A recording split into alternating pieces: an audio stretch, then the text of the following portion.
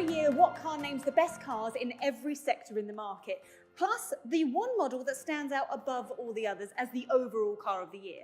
And in 2019, the Kia eNiro took the top award in addition to winning Best Electric Car. Now with me is What Car editor Steve Huntingford. Now Steve, you were one of the judges, so what was it about the eNiro that impressed you the most?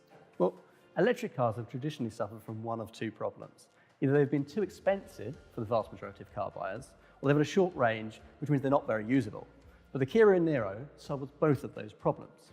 For starters, by the time you factor in the government grant, which is available for all electric cars, it costs about the same money as a conventional petrol or diesel family SUV. But also, when we put it through our real range test, which What Car does for every electric car, we find it will do 253 miles on a single charge. Now that's the same as the Jaguar I-Pace, which costs twice as much as the Kia, and it's more than any Tesla.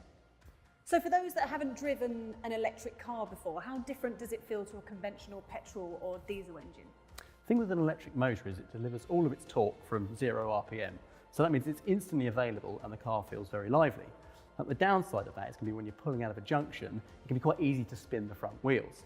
But with the Kia, this traction control system on it is very well tuned. So it controls that power, but it doesn't kill the power dead either, as often electric cars do, which means you can end up suddenly finding yourself going nowhere with the car bearing down on you. At the same time, it's actually a pretty good car to drive full stop. It handles really nicely because the steering's well weighted and the body control is good.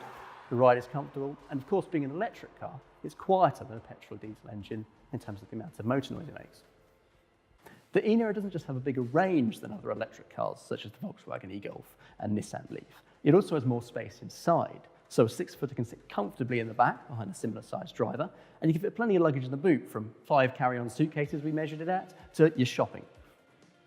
As for safety, the eNiro comes with some pretty sophisticated driver aids. For example, automatic emergency braking to stop you running into the back of the car in front in stop-start traffic, and lane keep assist to stop you drifting out of the lane accidentally. And that's an important consideration when you think this is a family car. You want to know they're safe.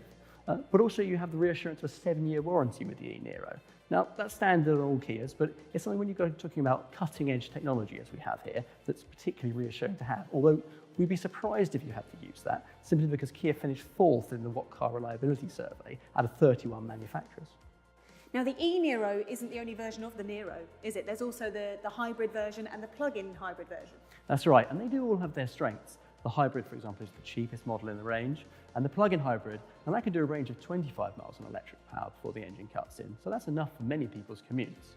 But the real game changer, that's the eNiro, and that's why it's the 2019 What Car Car of the Year.